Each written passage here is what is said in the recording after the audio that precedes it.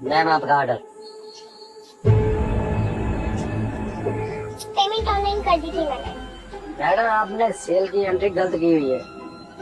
ये डेबिट में नहीं, ये क्रेडिट में जाएगी। अच्छा, मैं इतने टाइम से अकाउंटिंग पढ़ रही हूँ और अब आप जैसा मामूली सा डिलीवरी बॉय मुझे बताएगा कि मैं गलत एंट्री कर रही हूँ। आपका काम हो गया ना, आपको फूड डिलीवर करना था, मैंने ऑनलाइन पेमेंट कर दिया। अब आप जाइए, आप प्लीज फालतू का ज्ञान मत दीजिए। Sorry ma'am. इस जैसा मामूली डिलीवरी मैन आपको मुझे बताया क्या करना और क्या नहीं। Thank you very much ma'am. आपको हमारे रेस्टोरेंट का खाना इतना पसंद आया कि आपने दोबारा ऑर्डर दिया। हाँ, खाना तो मुझे बहुत ही पसंद आया, लेकिन इस बार मैंने जानबूझ के रेस्टोरेंट में फोन किया और उनको बोला कि इस बार भी डिलीवरी के लिए आपको भेजें। क्यों मैम, ऐसा क्यों? ऐसा इसलिए कि आपने मुझे बताया था ना कि मैं सुबह की एंट्री गलत कर रही हूँ। मैं सच में गलत कर रही थी। हाँ तो मैंने आपको पहले बोला था कि वो एंट्री गलत है। वैसे अंकल, आपको देखते के साथ ही कैसे पता चल गया कि मैं एंट्री गलत कर रही हूँ? क्योंकि मैम मैं प्रोफेसर था अकाउंट का कॉलेज में।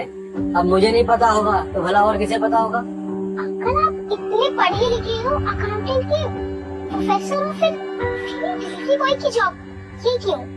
अब क्या बताऊं मैम, सब किस्मत का खेल है। तो मैम ऐसा है ना, जिस कॉलेज में पढ़ाया करता था उस कॉलेज में बड़े अमीर माँ बाप के बच्चे पढ़ते थे। और एक बार क्या हुआ मैम, एक अमीर माँ बाप के बच्चे को मैंने फेल कर दिया था बस। और फिर उसके बाद आया मेरे पास रिश्वत लेकर कि मैं उसे पास कर सकूं। अब आप एक बात बताएं, मैं बिना पढ़े लिखे किसी बच्चे को ऐसे ही पास कर दूं और अपने देश का भविष्य खराब कर दूं? और मैंने उसे साफ साफ मना कर दिया, भाई पास होना है तो पढ़ाई करो, ऐसे में पास नहीं करूंगा। उसके बाद उन्होंने कॉलेज के डीन को पैसे दिए और मैंने उसके खिलाफ आवाज उठाई। बस इसी बात पे वो नाराज हो गए और मुझे कॉलेज से निकाल दिया, ये बोलकर कि मैं बच्चों के भविष्य से खिलवाड़ करता हूँ। लेकिन अगर आपको उस कॉलेज से निकाल दिया गया तो आप कहीं और जॉब कर लेते, कहीं और प्रोफेसर की जॉब ले लेते। आप तो इतने अच्छे खासे पढ़े लिखे हो, फिर ये डिलीवरी बॉय की जॉब क्यों? इसकी भी एक कहानी है मैम, वो मैं आपको बताता हूँ। उसके बाद में कई कॉलेज में गया पढ़ाने के लिए, लेकिन वो लोग तो मेरे पीछे ही पड़ गए थे।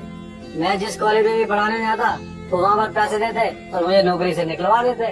फिर मैं एक कॉलेज में गया, उसके बाद दूसरे कॉलेज में गया, फिर तीसरे में गया, चौथे में गया, लेकिन उन लोगों ने मुझे कहीं नौकरी नहीं करने दी। फिर जब मुझे हर जगह से निकाल दिया गया तो मैंने भी कोशिश करनी बंद कर दी। अब मेरे पास कोई और ऑप्शन ही नहीं था, तो मुझे ये डिलीवरी बॉय की नौकरी मिली तो मैंने यही कर ली। अगर मुझे पता होता ना कि मुझे मेरी ईमानदारी का यही इनाम मिलेगा तो मैं उन बच्चों से पैसे रख लेता और उन्हें पास कर देता। झूठ कहते हैं लोग, ईमानदारी का इनाम मिलता है, ईमानदारी का इनाम किसी को नहीं मिलता। लेकिन हाँ, एक बात आपने बहुत गलत बोली कि अच्छाई का कोई इनाम नहीं मिलता।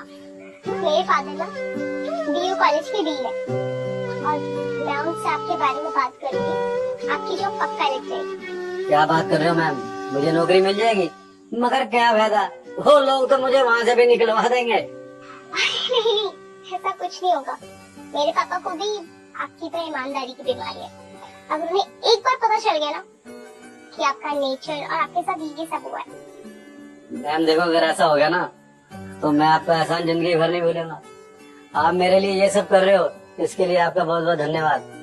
नहीं अंकल, ये सब मैं आपके लिए नहीं कर रही, मैं इस देश के अच्छे भविष्य के लिए कर रही हूँ।